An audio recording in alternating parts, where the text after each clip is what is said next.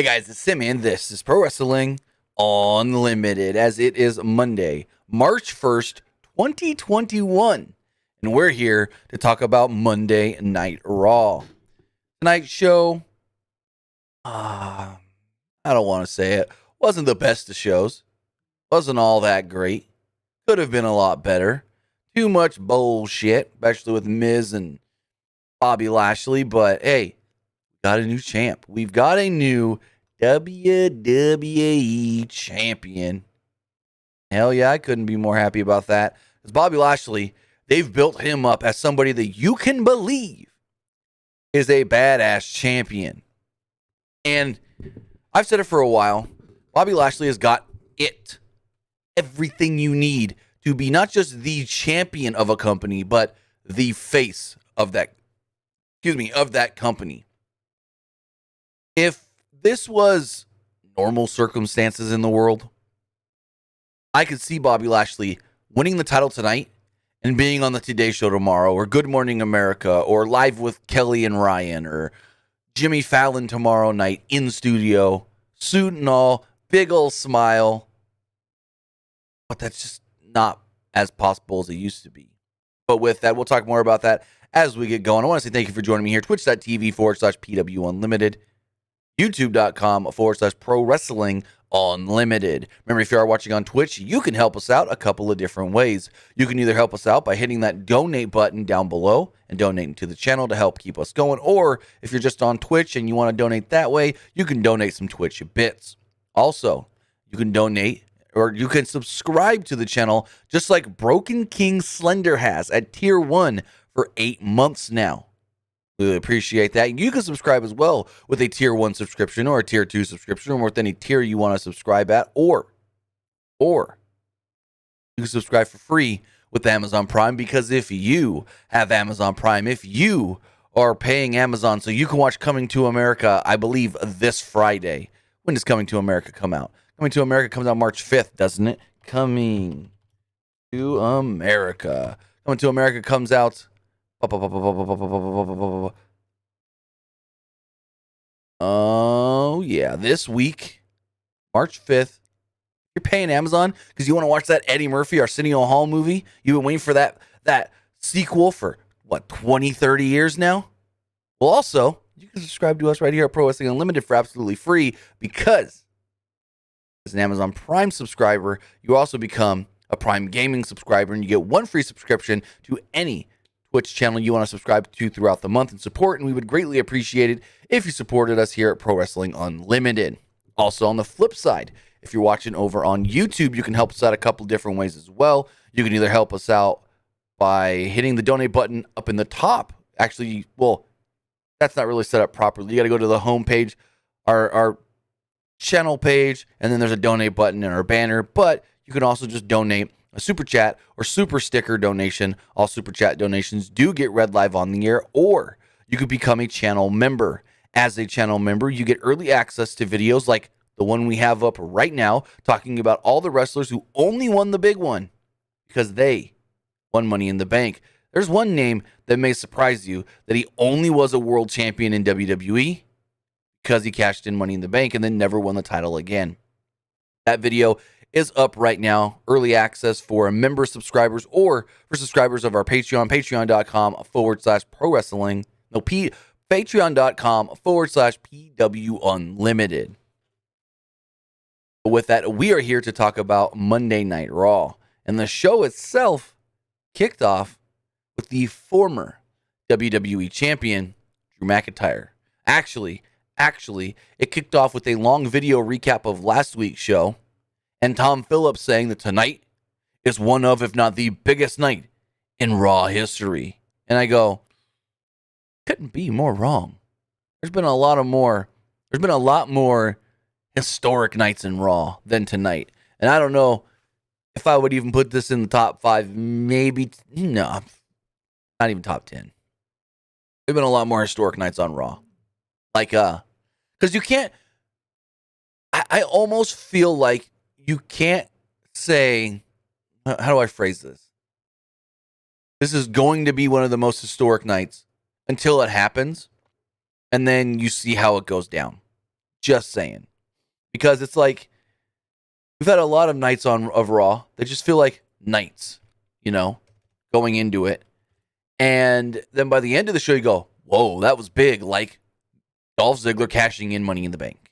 That's an historic night on Monday Night Raw because of that cash in. Stone Cold driving in the beer truck.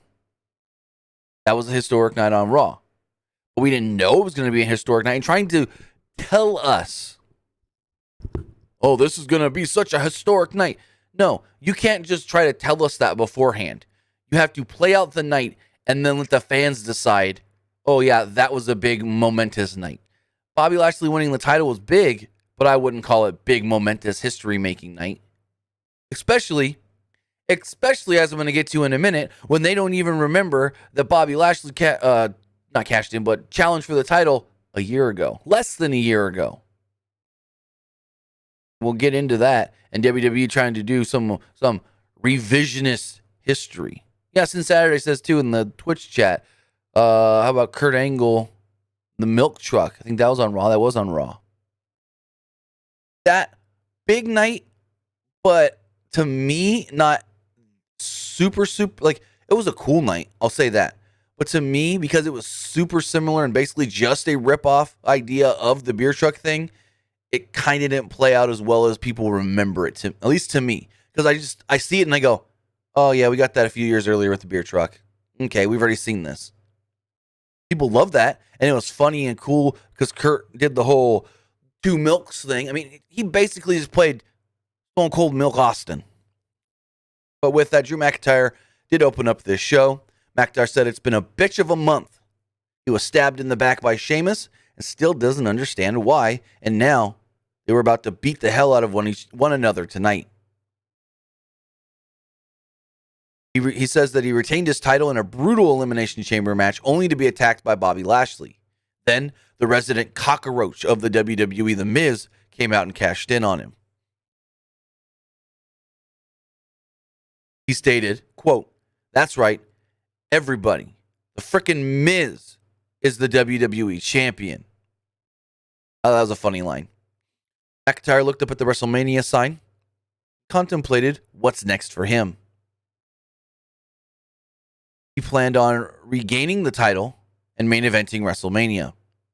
That he didn't win the title at the Performance Center last year and defend it night in and night out inside the Thunderdome, only to be left out of WrestleMania. The Miz and John Morrison would then interrupt. Miz wanted a proper introduction from Mike Rome, so Mike Rome introduced him as the WWE champion as a big fireworks display went off in the building.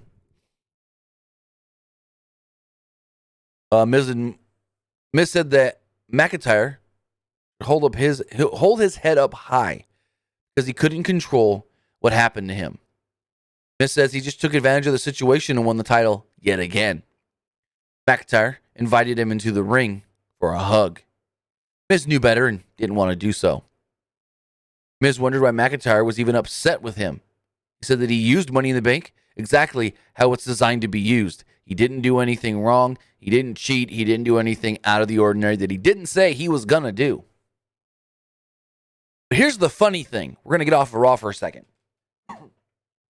So Miz was on Renee Paquette, or Renee Young as you may know her podcast, Oral Sessions. And Miz literally stated, he showed up to the building for Elimination Chamber, didn't know at all what he was doing. Tried to ask around, ask some of the writers, ask some of the people in creative. No one would tell him anything. He said it got to like the afternoon hours. And he still didn't know what was going on, what he was doing, until they finally pulled him in and go, hey, we think you're going to cash in tonight. Miz said he didn't know 100%. Right before he went out there, and still was unsure that they weren't going to change it on the fly in the middle of him cashing in. So Miz cashing in Money in the Bank, he wasn't even told until maybe an hour or two before the show went live that he was cashing in. And still wasn't, and how do I phrase this? The way he said it made it seem like he still wasn't even sure when the show started that the cash in was going to happen, by the way he was told that it was going to happen. Because there was like some uncertainty, I guess you could say. But with that, Miz said that he should be the one mad at Bobby Lashley. McIntyre, well, wasn't taking it. He knew what Miz was trying to do, trying to get McIntyre to go after Lashley before their match. That he wasn't planning on getting involved. McIntyre, that is, says that he wasn't planning on getting involved tonight at all, and told Miz that he has to deal with Lashley himself. Miz calls himself a victim here. Lashley threatened. He said Lashley threatened his well-being and even his family. He said he had no choice to make the deal with Lashley. Bad things would happen. Miz said he wants McIntyre to join him and Morrison, and they could be the 3 Amigos. MVP would interrupt. He wanted to know that McIntyre was talking serious as far as not interrupting the match tonight, interfering, getting involved. McIntyre reminded MVP that he turned down MVP's own offer to join the Hurt Business a year ago. That I don't need anybody's help. I don't need help from anybody. MVP left, but not before telling Miz, oh yeah, by the way, your title match, 9 p.m. on the dot. Bobby Lashley will be in the ring waiting, ready to go. Sheamus would interrupt. He said a few words, and then him and McIntyre went to blows before their match. The two brawled all around ringside. Officials pulled the two off of one another, and well, we went to commercial. Come back from commercial, and it's McIntyre versus Sheamus. This match, amazing match, fun, great. I loved the match. Went 23 minutes. Did not feel that long. I literally thought this was a 15-minute match, and then I go, oh shit, it's been, wow, okay. I love this match. For everybody that was saying, I don't want to see Sheamus and Drew McIntyre one-on-one, that ain't going to be any good. Well, look at this fucking match here. Sheamus worked over McIntyre and cut him off after he tried to make a comeback, tried to go for a brogue kick on the apron. This led to a break about 3-4 minutes into the match. Sheamus remained in control after the break and used a backbreaker for a 2. They smacked each other around in the face until McIntyre came back with a clothesline and an overhead suplex. Sheamus dropped McIntyre on the apron, but McIntyre shoved him into the post before giving him an overhead suplex on the edge of the announce table. These two went out there and didn't hold anything back. They were hitting each other hard. McIntyre then broke the 10 count before Sheamus' vertical suplex on the table. McIntyre follows up with a flying clothesline in the ring for a near fall. Sheamus at one point blocked a DDT attempt and hit a clothesline. Sheamus went to the top rope, but as he did, McIntyre kipped up and headbutted him. McIntyre followed this up with a super belly to belly off the top, and it led to another commercial break. They exchanged fists before McIntyre hit a spine buster for a 2. Sheamus nailed a knee strike for a 2 as well. Followed this up with white noise for another 2 count. McIntyre used a schoolboy for the 2 and followed this up with the Future Shock DDT. Sheamus saw a Claymore coming and left the ring. They wound up on the top turnbuckle again, and McIntyre hit a white noise off the middle rope for a very close near fall. Sheamus responded with an Alabama slam for a 2. Sheamus went for a brogue kick, but McIntyre nailed a Claymore at the same time, or moments before, and pinned Sheamus to pick up the victory here. Again, I completely enjoyed this match 100%. Loved this match. Also, let's get our polls going real fast.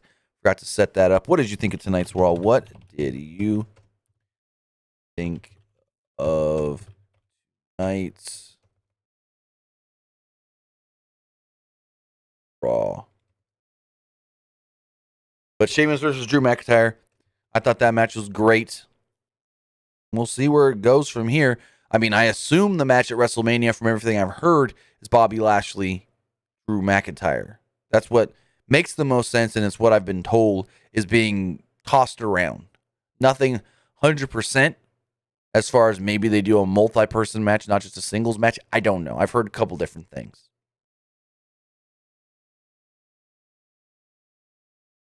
Give me ones it was.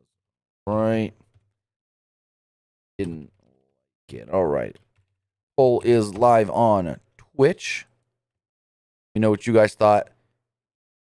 Up top, the same poll up on YouTube for you guys to let me know what you thought of tonight's show. Liked it. Was all right.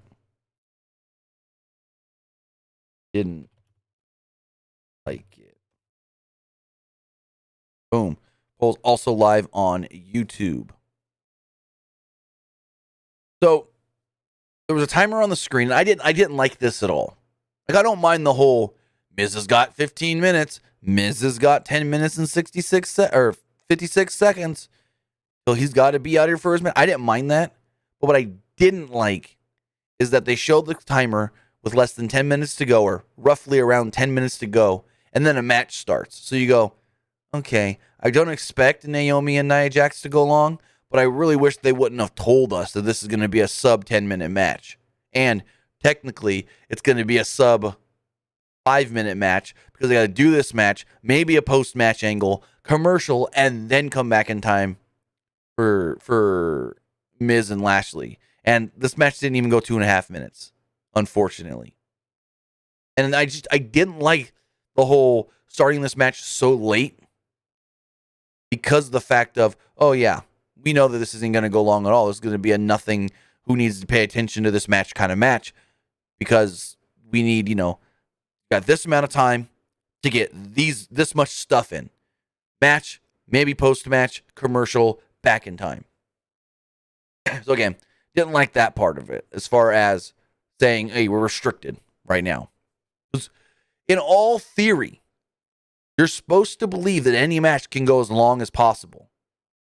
And saying that Miz and Bobby Lashley will start in 10 minutes, no ifs, ands, or buts about it, just tells us that this next women's match ain't going long for shit. And it didn't. It went 2 minutes and 19 seconds. Jax was in full control early and hit a Samoan drop, but did not go for the cover. Taunted Lana before giving Naomi a choke slam, and a pretty wicked look at choke slam. I don't know if I've ever seen her do this before. She literally grabbed Naomi for a powerbomb, lifted her up for a powerbomb, then grabbed her by the throat, lifted her up, and choke slammed her. That's like taking Undertaker's last ride to the next level. Like a choke slam bomb, but she doesn't fall down with it. So, well, I guess she just didn't do the sit out part. Anyways. Basically, squash match, 2 minutes, 19 seconds. And they kept telling us, Lana and Naomi, they've got a future title shot coming against Nia Jax and Shayna Baszler. Yeah, but who the fuck cares anymore? Naomi got destroyed, dominated, completely wrecked. And my thought is, well, I don't care to see them get a title shot now. If Nia can beat her in 2 minutes, who the fuck cares? Who the fuck cares?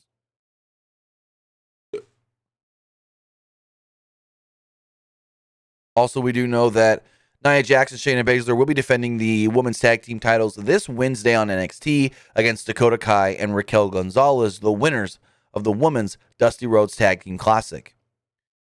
Now, I'm going to say something that may, I don't want to say piss off, upset, or make anybody mad, but it played again this week. The vignette of Rhea Ripley is coming soon to Monday Night Raw. And I see all the tweets. Yeah, Rhea Ripley's coming. Cool. Yeah, I can't wait. She's going to be here. Maybe she gets a title shot at WrestleMania. She challenges Charlotte for a number one contenders. Really? I believe more than not that we don't see Rhea till the night after WrestleMania, the Raw after WrestleMania. We get 5 more weeks of Rhea Ripley is coming. Rhea Ripley is coming. Rhea Ripley is not here for Mania. Oh, night after, here's Rhea Ripley. That's what I see coming. I don't see Rhea Ripley, and I could be completely wrong about this, but I don't see Rhea before WrestleMania. I see them playing vignette after vignette after vignette to hype her up. And then, in turn, maybe hype her too long, and then people go, oh, yeah, she's here now. Okay. You know what I mean? Let's top of the second hour. It's 9 p.m. Eastern. Time for the WWE title match. And the match didn't even happen yet. Lashley with MVP enters the ring. They're standing there and they're waiting. And they're waiting. Finally, the Miz's music hits. And he doesn't come out. The Miz doesn't come out. And all of a sudden on the screen, you see Miz grabbing like his waistline. Going, and Morrison's like, "Are you okay? What's wrong? Oh my God, man. Miz, someone, you're in pain. We need a doctor. You need to get checked out." And Adam Pearce walks up. And he's like, "Miz, what are you doing? You need to be in the ring right now defending the WWE Championship." And Miz is like, I don't know if I can. Oh, man. And Morrison goes, "You want him to go out there? He's got it coming out possibly both ends." And Adam Pearce is just like, well, and Morrison's talking for him going, he can't compete. You want him to have an accident in the ring? And Adam Pearce is like, "You know what? I'm going to give you some time. You got a little bit of time. But by 10 p.m., you better be out in that ring, ready to compete. Ready to defend that title. No ifs, ands, or buts about it." Bobby Lashley watched all this go down in the ring and said, "Fuck them." Stormed to the back, threw Miz into some production boxes. Miz fell to the ground. Morrison made it sound like Miz shit himself because he goes, "Oh, we need some help here. Bring some towels." So yeah. Now, they say, "Well, the match's supposed to happen at the top of the second hour." Nope. "Oh, the match's supposed to happen at the top of the third hour." We'll see. Braun Strowman would make his way out to the ring for a garbage segment and match. Like, this was just stupid. Strowman comes down to the ring and said, Adam Pearce and Adam Pearce and Shane McMahon clearly have it out for him. He said they suspended me for headbutting Adam Pearce, and I was left out of the Elimination Chamber due to some dumb stipulation technicality. He said that match sucked without him. That's Braun's new thing, saying, "That sucks, that sucks, that sucks." And now he's got to be in some random tag team match tonight and doesn't even know who his partner is. Strowman then demanded that things change around here on Monday Night Raw. Out would then come Shane McMahon and Adam Pearce. Shane told Strowman, "Hey, you need to relax." Shane said that he could see that Strowman was upset about not being able to achieve his goals. Shane talked about improving oneself and said that I'm improving myself as well. I've been taking some MBA courses. Shane said that he's been taking classes about conflict resolution and joked about Strowman not being able to understand the material. He said, "I've been reading about conflict resolution, maybe a little over your head." And I was like, we're really getting Shane versus Strowman at Mania. Because now Shane's calling Strowman a bumbling idiot, a stupid mofo. He said that this tag team match is all about conflict resolution. You've had conflict, you've had problems with WWE management, and now you will team with WWE management tonight. And Strowman goes, "What, are you going to be my partner, Shane?" And Shane kind of like, "No, it's not me." Your partner? Adam Pearce. This caught Pearce by surprise as he was not expecting this. Strowman thought, "That idea sucks." Shane said, "Well, how about I do one better? For the tag titles, the Raw tag titles." Strowman kind of liked that idea and warned Pearce not to screw things up. He grabbed Pearce by the jacket and snarled at him as Shane tried to calm him down. This match goes about 3 minutes. It's Benjamin and Alexander defending the Raw Tag Team titles against Braun Strowman and Adam Pearce. Pearce stood on the apron for 99% of this match, wearing his business casual attire. Strowman ran over Alexander and Benjamin as the bell rang. He ran them over on the outside as well. Strowman then tossed around Alexander, but Alexander dodged a charge at one point. Strowman went shoulder first into the barricade. Benjamin and Alexander double-teamed Strowman, but he fought them off and gave Benjamin a power slam. Shane, with Shelton Benjamin knocked out in the ring, Shane jumps up on the apron and goes, "Tag in Adam, tag in Pearce, tag him in, let him get the pin." And Strowman's like, "I don't want to." And Shane's like, just do it. You won't regret it. And so he tags in Adam Pearce. Adam Pearce goes for a cradle, gets reverse cradled. 1, 2, 3. Adam Pearce gets pinned. Braun, pissed off, saying, see, look what happened. He ruined it. He screwed it up for both of us, blah, blah, blah. And my first thought was, Braun can't be mad.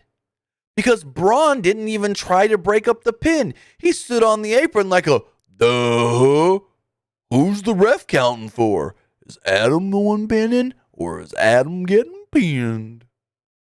Like, Strowman stood on the apron like the idiot, not trying to break up the cover.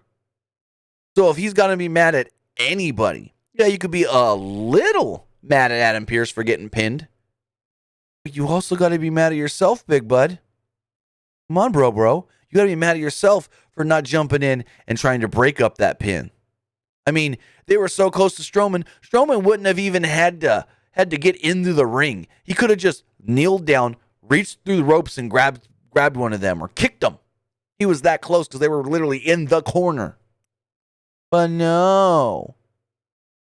He does nothing about the pin and then starts yelling at Shane McMahon, I'm going to wreck this place, and it's going to be on your hands. Well, he said that last week, too, and he still hasn't fucking done anything, so I'll believe it when I see it. Also, I want to thank Ruben in the Twitch chat for the bit donation. Really do appreciate that. Also, guys, remember, if you want to be part of tonight's show, you can do so by texting in to 510-906-1341. Again, that number is 510-906-1341. So in the back, Elias and Jackson Riker approached Damian Priest and Bad Bunny in the back. We're getting Elias versus Damian Priest. And here's a weird thing. I don't know if someone just messed up the graphic, but during that Sheamus McIntyre match, they quietly announced this match with a graphic on the screen that said Damian Priest with Bad Bunny. Showed a picture of Damian, Bad Bunny smaller behind him. Excuse me.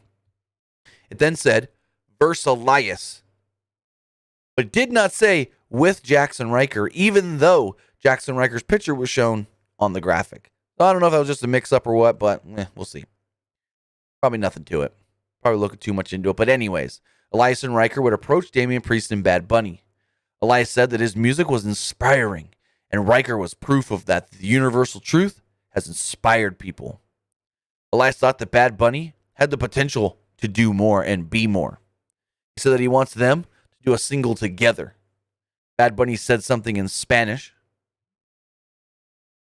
and Damian Priest relayed the message to Elias and said, yeah, that's a no. Give me 1 second, guys. I just got an interesting message that I need to check.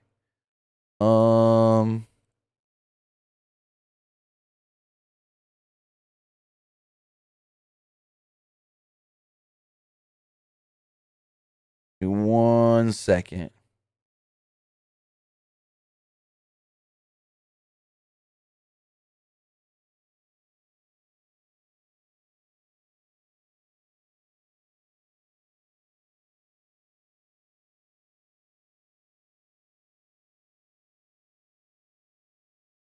All right, well, no. All right, and we're back. Sorry about that. Where was I? Yeah, Damian Priest told Elias, that's a no. We move on to Damian Priest versus Elias, which went 15 and a half minutes. This match went 15 and a half freaking minutes. Wild. Crazy. Did not expect to see an Elias match go that long on Monday Night Raw, but it did. Before the match, Elias was upset about being robbed out of a Grammy nomination. He was about to perform when he was interrupted by Bad Bunny and Damian Priest. They actually took a commercial break during this match. Elias exchanged words with Bad Bunny after Priest clotheslined him to the outside. Elias had a chin lock applied after the break. Priest came back with an arm drag. They exchanged strikes. Priest used an arm drag around again. Elias yanked Priest's face into the top rope to take over control. Riker hit Priest at one point with a cheap shot as Elias had the referee distracted. Elias applied a chinlock again until Priest eventually powered out. Priest used strikes, a clothesline, and a corner splash, and a black arrow for a 2. Elias used a Riker distraction to apply a cradle, but Priest countered it into one of his own. Elias came back with a knee strike for a near fall. A few moments later, though, Priest hit the lights, his new finisher, or the new name for his finisher, and got the pinfall victory on Damian Priest. And this match wasn't even any good. This match went 15 and a half minutes and wasn't even any good. Like, yikes, not good. A long video package then played. I think it was the same one that aired at the beginning of the show. Miz and Morrison were then shown walking through the back. So, they air a commercial for the Big E24, which is actually pretty good, but I got something to say. So when WWE started these 24 documentaries, you guys can correct me if I'm wrong, there were supposed to be documentaries documenting a 24-hour time period. Like the 24 hours before, during, and right after WrestleMania 30, the first one. Or the 24 hours right after WrestleMania, 32 in Dallas? Going into that next Monday Night Raw? But now these 24s are just profile pieces. Why don't we change it to WWE profiles? Because 24s are not what they were supposed to be. The WWE 24 documentaries were supposed to be checking out a 24-hour time span. Sometimes going back a day or two before, like the one called Monday After, which was the Monday after WrestleMania 32. That one was all about that Monday Night Raw after WrestleMania. But they did show footage from 2 nights prior because during that Raw, Enzo and Cass debuted. So they showed quick footage of Triple H telling them, hey, Monday, you're coming up to the main roster. That's fine because it still played into the 24-hour story they were telling. But for a long time now,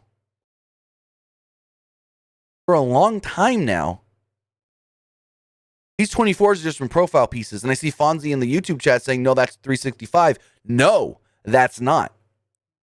365 is January 1st, 2020 to January 1st, 2021. 365 days. The 24 pieces now talk about guys' life. If you watch the Big E one, it is Big E as a kid, loving WCW, wanting to play football, but his prep school didn't have a football team, so he joined the wrestling team. Then he went to public school, in high school, got to play football, tried to play football in college, too many injuries. Then some wrestling coach met Jim Ross, had a former teammate suggest Big E to the coach for WWE. Anyways, the 24s are about these guys' lives, basically now, from when they were kids liking wrestling or liking playing sports to where they are right now in WWE.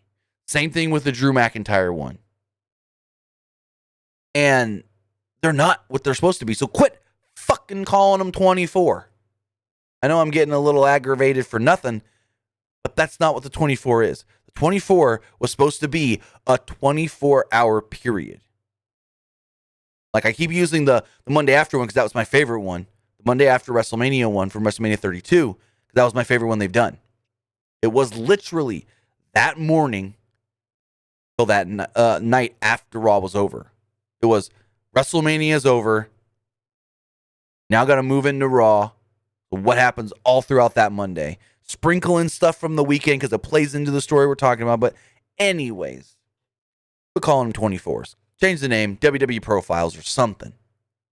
And 365s, those are just one date to the exact next year. And I love the 365s because the way they follow the people. And they do it very well. WWE documentaries are very good. But if you call something something and you have a specific reason of that, stick to it, ladies and gentlemen. LJ, that's different. That is Chronicle, WWE Chronicle. I know you guys are getting all confused. That's WWE Chronicles, where it's chronicling a specific time period in a wrestler's career, but then talks about sort of somewhat other stuff. But basically, that chronicle was about Bianca, basically a 2-week span of Bianca's career leading up to the Royal Rumble. That's what that was supposed to be.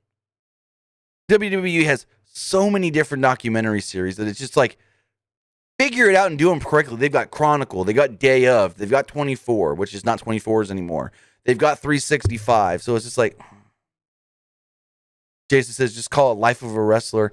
I think they literally should just call it WWE Profiles. And you profile that wrestler in their career now, how they got to WWE, and before that, if necessary.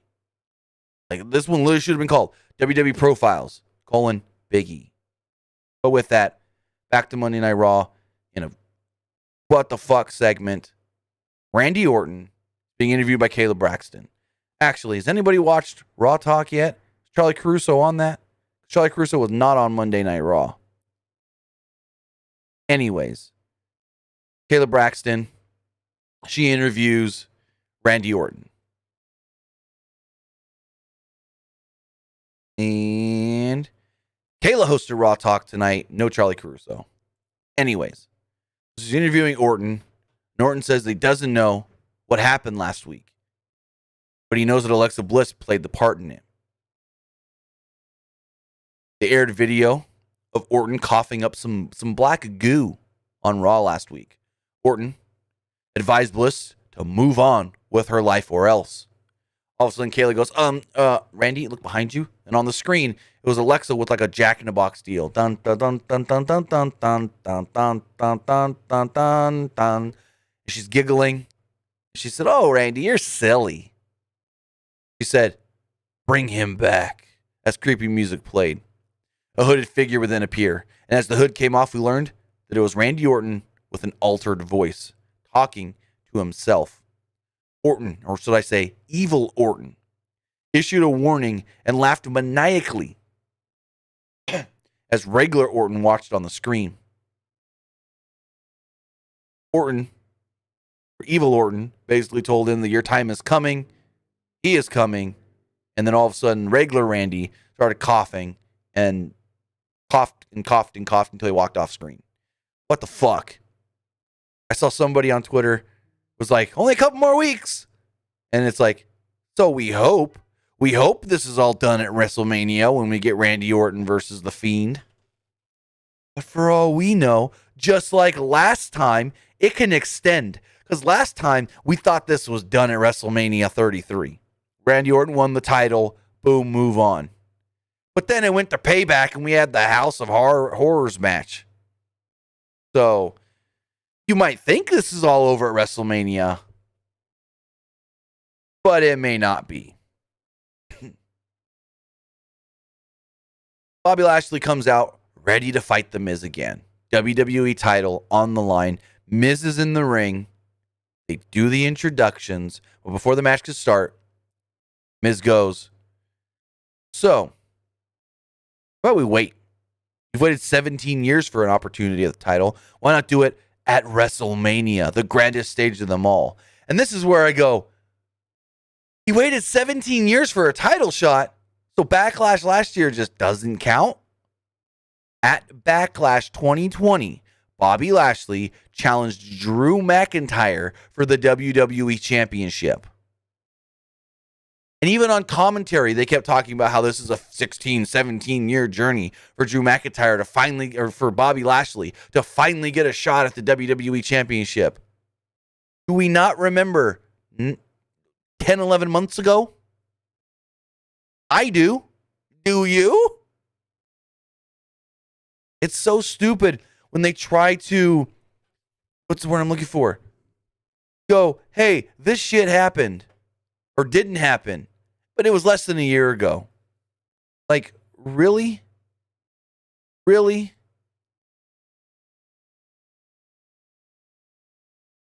So dumb. So dumb. MVP ignored this, says, get the match going. Told Mike Rome continue with his introductions. Bell rings. Ding, ding, ding. Miz immediately jumps out of the ring. Now, when this match started, I go, Morrison's going to hit the Miz. Or maybe Lashley, cause a DQ, match over. Miz can say, hey, I defended my title. I was there. And no, Miz does just about the same thing. He grabs the belt and runs. Grabs the belt and runs to the back. Referee counts 1, 2, 3, 4, 5, 6, 7, 8, 9. Lashley is foaming from the mouth, basically. 10. Ring the bell, ding, ding, ding. The Miz has been counted out. Your winner, Bobby Lashley. But still, your WWE champion, The Miz. Lashley's infuriated. He's just furious. After the break, he goes to Shane McMahon. And him and MVP are like, what are you going to do about this? Huh? MVP responded with, Shane, this is bullshit, man. He said they got screwed twice tonight now.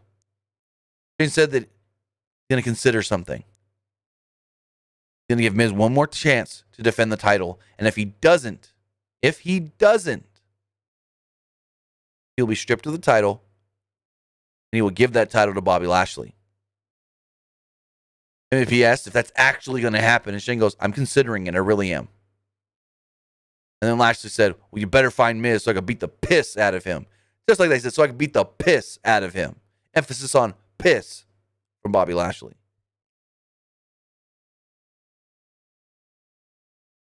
Thank you, old Nick, for the 500 biddies. Really do appreciate that. Nick says, I don't watch WWE anymore, but hey, man, fucking Lashley being champ makes 2007 me happy. Nice. So, Charlotte Flair comes out for the next segment. And this is so, like a lot of things on tonight's Raw, stupid of her to say. She like comes out here and she goes, when I came back, I didn't want to be in the title picture. I didn't want to be challenging for the championship right when I came back because Asuka had been such a great champion for 6 or 7 months, and I didn't want to ruin that. So I teamed with her. But now Asuka is hurt. She's injured at home. And she goes, at WrestleMania, we do know that Bianca Belair will be challenging Sasha Banks for the SmackDown Women's Championship, but Asuka doesn't have a challenger. So I want to challenge Asuka at WrestleMania for the WWE Championship. Bitch, you just said you don't want to be in the title picture. But then 10 to 15 seconds later, you go, I want to challenge for the title. Literally says, I don't want to challenge for the title, but I do. So what changed over 2 months? She literally returned less like two and a half months ago. This was the dumbest thing that they could have had her say. That I didn't want to be in the title picture when I returned, but now I want to challenge Asuka. It's been 2 fucking months and you guys teamed just like 2 weeks ago. What? Huh? I get it. This wasn't the plan. Lacey Evans was probably going to win the title at Elimination Chamber. Okay, we still don't have to have her say that tonight. That was something that they wrote like probably this morning. So that made no flipping sense. And so she would be interrupted by the women's tag team champions. They came out and Shayna Baszler said that she's the reason that Asuka is home injured. And that she would like to challenge for the championship at WrestleMania. And Nia Jax goes, well, someone's going to get a title shot. Maybe that's Shayna Baszler, but most likely me. Because we run this place now, Charlotte. It is not you running this division anymore. So Jax said that, Baszler said that now she's going to do to Charlotte what she did to Asuka last week as she jumped into the ring for their match. She jumps in. The bell doesn't ring right away, and the two start fighting. Shayna gets in Charlotte's face. Charlotte goes, they don't call me the greatest of all time. They don't call me the best of all time. They don't call me... She said something else. She goes, they just call me simply Charlotte Flair because they know. And I'm like, oh, Lord, we got this Charlotte again. Oh, fuck me. So, anyways, Shayna gets in the ring. She buffs up to Charlotte. Charlotte punches Shayna. Shayna goes after Charlotte. Nia then leg drops Charlotte, and we get to commercial. Come back from the commercial, and this match has already been started. Also, before the break, they claimed Miz has got 22 minutes to defend that title. Come out here and defend the title, or he'll be stripped. Like, okay. So Shane gave another time. Charlotte Flair took on Shayna Baszler in this match.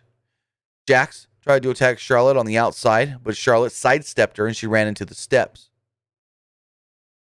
And for some reason they go, hey, Jax went into the steps as the referee wasn't paying attention. Like, that wouldn't have been a DQ. But anyways, Charlotte blocked the Karafuda clutch attempt by Shayna Baszler. Then hit the natural selection after kicking Shayna in the back of the knee, sending her down to her knees. And just picked up the victory. Match went like maybe 3 minutes. Well, technically it started during the break, so it went a little more than 3 minutes, but what we saw on TV was about 3 minutes. So in the back, Shane McMahon instructed Adam Pearce to tell Lashley that if Miz doesn't show up, he gets the title. Miz will be stripped. So he's finally agreed to what he told them he was going to consider. We then get the timer. Miz has got 15 minutes. And we get a 6-man tag team match that went 2 minutes and 19 seconds.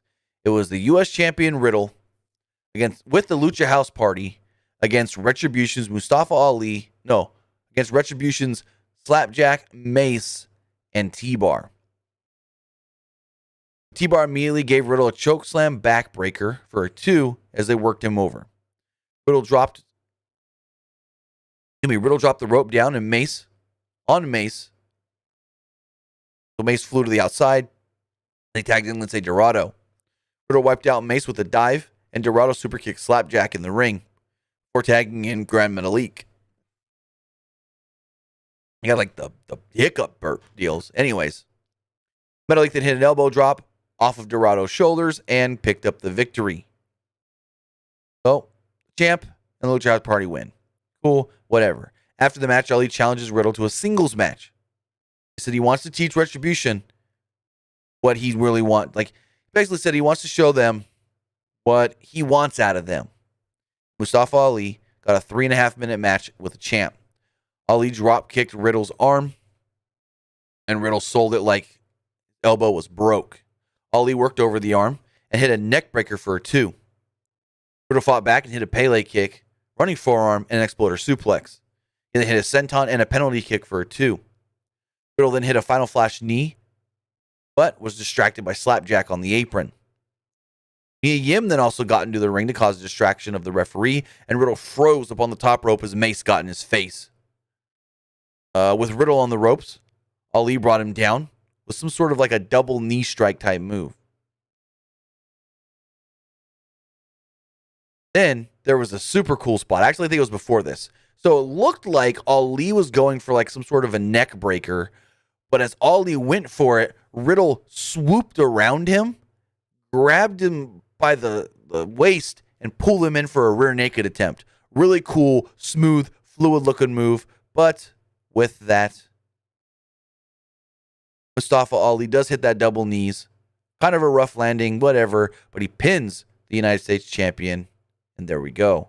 So, with Mustafa Ali pinning Matt Riddle, that puts him in line for a U.S. title shot. I would not mind Riddle versus Mustafa Ali at Fastlane for the United States Championship. And Mustafa Ali winning the title, giving Retribution some sort of credibility. But also, for Raw, they posted a video with Mustafa Ali saying that maybe he needs to shake things up in Retribution. I agree. Mia Yim be Mia Yim. She don't need to be in Retribution because she literally can't have matches because they won't give Woods reckoning. So, yeah, they'll let Reginald wrestle women on SmackDown, but Woods can't get reckoning. He wants reckoning. Anyways, I say Mia Yim gets kicked out of Retribution because she's not doing anything anyways, And then she can be Mia Yim on the main roster and have fucking great matches with like Shayna Baszler and Charlotte Flair and Asuka. Like, I can see it now. Mia Yim, maybe not the champ for a while, maybe never the champ, but having great matches. She is, and you could say this for a lot of people in WWE, so much better than the role she's been put in. Anyways, Miz tries to please his case in the back with Shane. Miz goes, hey, you asked me to go out there and defend my title in a match. We technically had a match. You didn't say how the match had to end. And Shane was just like, yeah, no. Miz said that he deserved to go to Mania as a WWE champion and deserves some respect. Miz says that he wants to represent the title, and he does so very well. He wondered what kind of champion Bobby Lashley really would be, and Shane told them, well, we might just find out. As we move on to our main event, that went 3 minutes. Bobby Lashley versus The Miz in a lumberjack match. They didn't do the big introductions because they already did that. Shane entered the ring and announced that this match is a lumberjack match. So a bunch of guys came down, surrounded the ring. Miz tried hitting Lashley with the belt when the bell rang, but Lashley blocked it. Miz tried stalling before punching Lashley in the face. Lashley no-sold it. Miz went to the outside and tried pleading with the Lumberjacks to help him out, but Drew Gulak tossed him back in the ring. Lashley then hit the Miz with the clothesline and a shoulder tackle before chucking him out of the ring. Literally, he grabbed him, pressed him over his head, threw him out of the ring. Retribution caught him. They threw him back in the ring. Lashley hit a flatliner, but didn't go for the cover right away. Lashley threw Miz out of the ring again. He got thrown back in the ring, hit a huge spine buster as the Hurt Business cheered him on. Riddle was cheering for him as well. Kind of funny. Lashley then put Miz in the Hurt Lock, and Miz immediately taps. Bobby Lashley is the brand new WWE champion. Like I said earlier, cool. I think Lashley is a perfect person to be WWE champion. Is a perfect person to represent this company as the face of the company or one of the faces of the company. But unfortunately, he's only going to hold this title for about 5 weeks because old Drew is going to get what he's supposed to get last year. A big title win in front of a crowd. It's going to happen. WrestleMania is going to be Bobby Lashley versus Drew McIntyre, and Drew McIntyre is going to win the belt. Maybe they throw Miz in there, make it a triple threat so Bobby doesn't take the pin. But either way, I 99.99999999999% believe that McIntyre wins the title at WrestleMania, and Bobby Lashley gets a cheap 5-week run. It's unfortunate, but I believe that's what's going to happen.